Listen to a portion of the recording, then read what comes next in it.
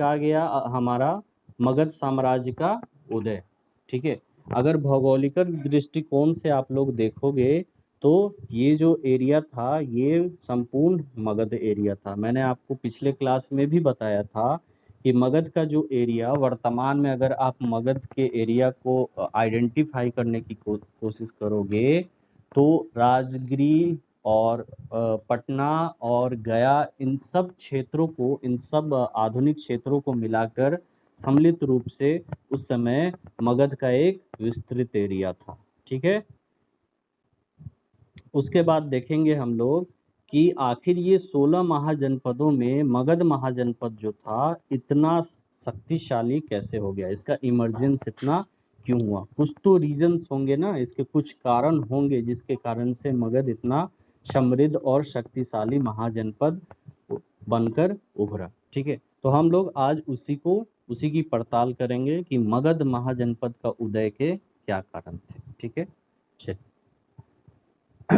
ये देखिए मगध की भौगोलिक स्थिति मैंने आपको बता दिया है कि मगध जो था वो भौगोलिक तौर पे, मगध को आप देखोगे तो भौगोलिक तौर पे सबसे पहला रीजन जो मगध के ओरिजिन का था वो यही आप कह सकते हो कि मगध की भौगोलिक स्थिति बड़ी अच्छी थी। ठीक है, भौगोलिक स्थिति बहुत अच्छी थी। इसको समझने के लिए हम लोग क्या करेंगे, यहाँ देखिए आप यहाँ आप देख पा रहे हो, यहाँ लिखा हुआ है बीच में मगध, ये आप देख रहे हो मगध लिखा हुआ है। और ये जो मगध है ये चारों तरफ से कुछ ऐसे भौगोलिक क्षेत्रों से घिरा हुआ था। थोड़ा सा मैं स्क्रीन छोटा कर दूं ताकि आप लोगों को दिख रहा है। उत्तर में आप देख पा रहे हो ना, ऊपर में उत्तर का क्षेत्र है। उसके बाद आप देखिए उत्तर, ये उत्तर का क्षेत्र है। तो ये उत्तर के क्षेत्र में आप देख पा रहे हो कि ये गंगा नदी इधर बह रही है। ठीक है, ये गंगा नदी यहाँ बह रही है। उसके बाद आप देखोगे इसके पूर्व का जो हिस्सा है, मगध के पूर्व का हिस्सा जो है, यहाँ चंपा नदी बह रही है। ठीक है, चंपा नदी बह रही है। मगध के पूर्व का हिस्सा ईस्ट, यहाँ मैं लिख देता हूँ, यहाँ नॉर्थ लिख देता हूँ, ये वेस्ट रहा और ये नीचे का है जो साउथ रहा। तो ईस्ट में चंपा नदी बह रही है। फिर उसके बाद आप लोग देखेंगे कि इसका जो साउथ का एरिया है यहाँ विंध्याचल पर्वत है, विंध्याचल पर्वत श्रृंखला है। तो ये विंध्याचल पर्वत से घिरा हुआ है मगध जो है। विंध्याचल पर्वत, यहाँ जो ये ग्रीन कलर का ये बना हुआ है ये विंध्याचल पर्वत का एरिया आपको दिखा रहा है, ये विंध्याचल रेंज दिखा। तो ये विंध्याचल पर्वत से घिरा हुआ है। अगर हम वेस्ट की तरफ जाते हैं तो वेस्ट में आप देखो कि सोन नदी है इधर, तो ये सोन नदी से घिरा हुआ। तो एक तरह से मगध जो आप देख रहे हो, ये जो मगध है ये पूरी तरह से सेफ है। मगध क्या है, पूरी तरह से सेफ है। सेफ किन से है, तो सेफ उन बाहरी आक्रमणकारियों से है जो मगध को मतलब अपने एरिया क्षेत्र में मतलब कॉन्क्योर करने की कोशिश करते थे। ठीक है, यानी बाहरी आक्रमणकारियों से मगध पूरी तरह से सुरक्षित था। ठीक है, समझ में आ गया मगध की भौगोलिक स्थिति, सबको समझ में आ गया। हाँ, एक बार फिर से छोटा सा रिकैप कर देता हूँ। ईस्ट में आप देखोगे कि ईस्ट में चंपा नदी है यहाँ, जिससे मगध घिरा हुआ है।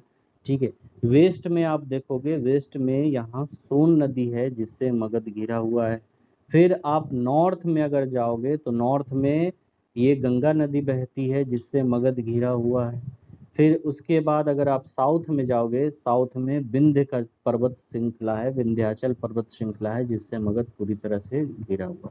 तो इस तरह ये बाहरी आक्रमणकारियों से मगध पूरी तरह से अछूता हो गया था, यानी अनटच्ड हो गया था।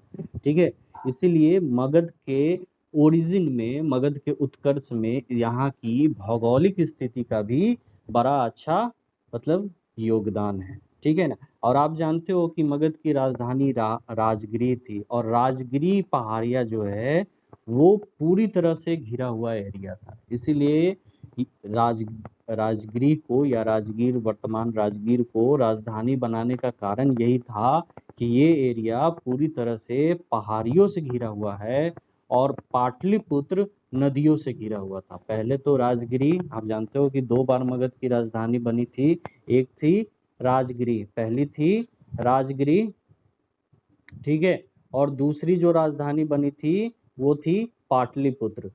तो इन दोनों राजधानी बनाने का रीज़न यही था कि ये जो एरिया था वो पूरी अच्छी तरीके से भौगोलिक स्थिति से सेफ जोन माना जाता था, यानी सुरक्षित एरिया माना जाता था। ठीक है, मुझे यकीन है आप लोगों को समझने में अभी तक कोई समस्या नहीं हुई होगी, नहीं ना? अब थोड़ा सा बात, समस्या है नहीं है ना? अब बात कर लेते हैं आर्थिक संपन्नता की, यानी मगध किस तरह से आर्थिक रूप से संपन्न था। तो आर्थिक संपन्नता की अगर हम लोग बात करेंगे तो हम लोग देखेंगे कि मगध का जो एरिया है, आप जानते हो कि ये तो चारों तरफ से नदियों से घिरा हुआ था।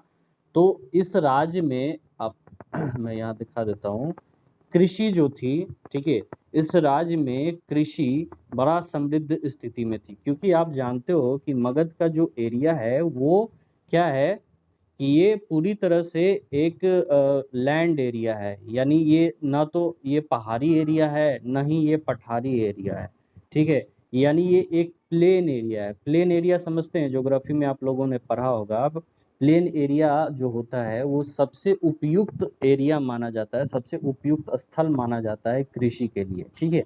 और मगध आप जानते हैं कि यहाँ मगध जो है वो गंगा रिवर, ठीक है, गंगा, उसके बाद सोन रिवर, तो ऐसे ऐसे कुछ महत्वपूर्ण नदियों के वजह से ये जो एरिया था ये ज़्यादातर एल्यूवियल सॉइल, यानी क्या कहते हैं उसको, उपजाऊ जो मिट्टी होती है, जलोढ़ मिट्टी जो नदियों द्वारा बहा कर लाई जाती है, तो ऐसे एलुवियल सॉइल से ये एरिया पूरी तरह से फुलफिल्ड था, ठीक है, भरा हुआ था। इसीलिए ये मगध का जो प्लेन रीजन है ये सबसे फर्टाइल एरिया माना जाता था, यानी सबसे उपजाऊ एरिया था। तो यहाँ कृषि की संपन्नता तो थी ही, हर तरह के कृषि कार्य यहाँ पे किए जाते थे। तो कृषि में कृषि प्रोडक्शन में ये एरिया भी काफ़ी फ्लोरिस्ट था, काफ़ी रिच था। फिर उसके बाद आप देखोगे कि ये एरिया व्यापारिक केंद्र भी काफ़ी अच्छा था, गंगा नदी से घिरे होने के वजह से इस एरिया में नदी के रास्ते काफ़ी व्यापारिक क्षेत्रों का विकास हुआ था, ठीक है, व्यापार काफ़ी सुगमता से इस सब एरिया में होता था। तो दूसरा रीजन भी हमें समझ में आ गया कि आर्थिक संपन्नता काफ़ी ज़्यादा थी, इस वजह से ये मगध का उत्कर्ष जो हुआ वो होना स्वाभाविक थी, ठीक है। और इसी आर्थिक संपन्नता में हम ये भी बात कर लेना चाहते हैं, स्क्रीन पे राइट मत कीजिए। इसी आर्थिक संपन्नता में हम ये भी बात कर लेना चाहते थे कि जब आयरन यानी लोहे का डिस्कवरी हो गया, लोहे की जब खोज हो गई, तो आप जानते हो लोहे की खोज के बाद क्या हुआ ना कि कृषि उत्पादन, हाँ, कृषि का जो उत्पादन था वो अत्यधिक बढ़ गया, ठीक है। और कृषि के उत्पादन बढ़ने से हमें क्या होने लगा कि काफ़ी प्रोडक्शन जब हमें मिलने लगा तो उसके लिए हमें नए नए मार्केट की ज़रूरत पड़ने लगी। उसके बाद हमारे जो शस्त्र थे, आधुनिक लोहे के आविष्कार के बाद जो शस्त्र थे वो काफ़ी पहले से मजबूत हो गए, और मजबूती के कारण जो शासक थे उनके अंदर इम्पेरिकल पॉलिसी जगने लगी, यानी साम्राज्यवादी नीति का विकास होने लगा, जिसके तहत वो नए नए एरिया को कॉन्क्योर करने की लालसा में जुट गए थे, ठीक है। उसके बाद हम लोग बात करते हैं सैन्य संगठन के बारे में, ठीक है, मगध के सैन्य संगठन के बारे में बात करते हैं। मगध में आप जानते हो कि एक सुदृढ़ सैन्य संगठन था। इसका सुदृढ़ीकरण का सबसे एक महत्वपूर्ण रीजन ये था, ये देखो आप, ये हाथी, ठीक है, इसके सुदृढ़ीकरण का सबसे महत्वपूर्ण रीजन था हाथी। अब हाथी कैसे सुदृढ़ हो सकता है, किसी के पास अगर कोई आइडिया है तो बताइए।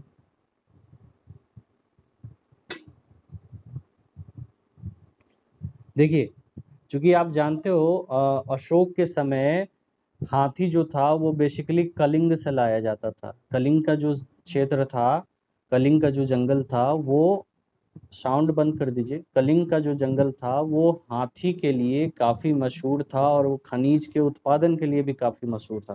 Please mute your self.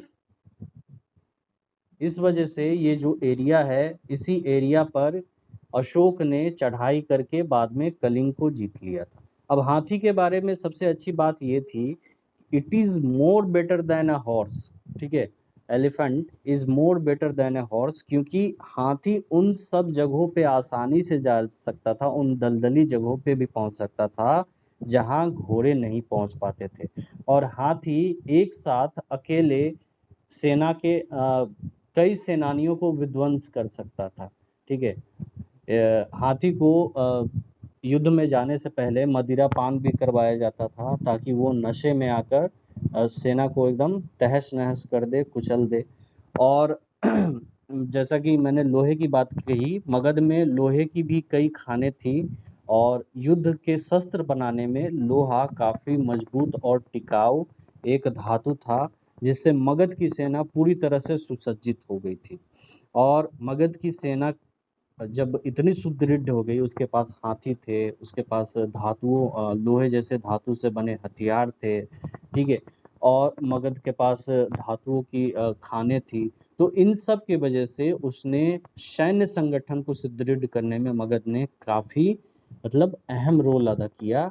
Magadh ने काफ़ी खर्च किया अपने सैन्य को सुदृढ़ीकरण करने के लिए। ठीक है, इज दैट क्लियर? समझ में आया सबको? हाँ, गुड, वेरी गुड।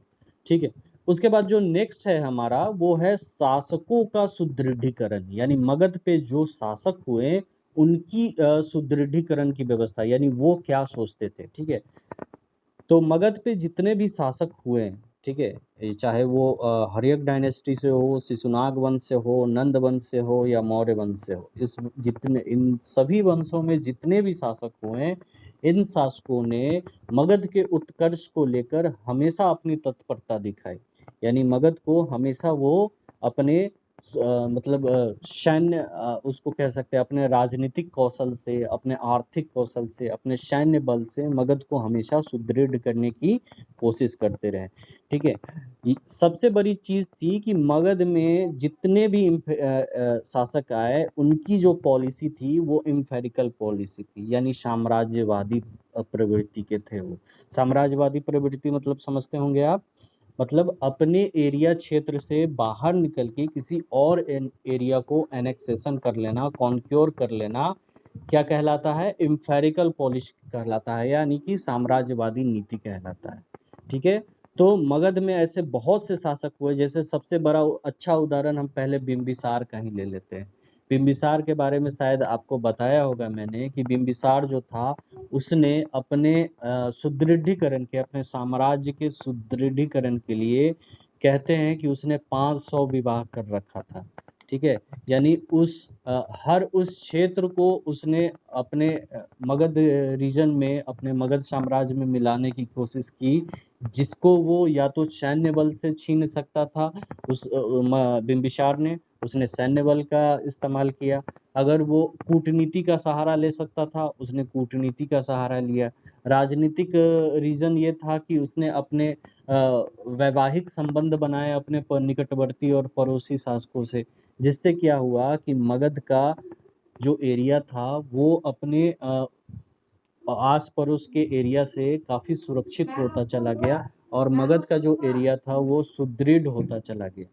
ठीक है, तो शासकों की ये जो इम्पेरिकल पॉलिसी थी, वो इम्पेरिकल पॉलिसी, शास्त्रों की ये इम्पेरिकल पॉलिसी मगध के उत्कर्ष में एक अहम रोल अदा करती है। ठीक है, क्लियर?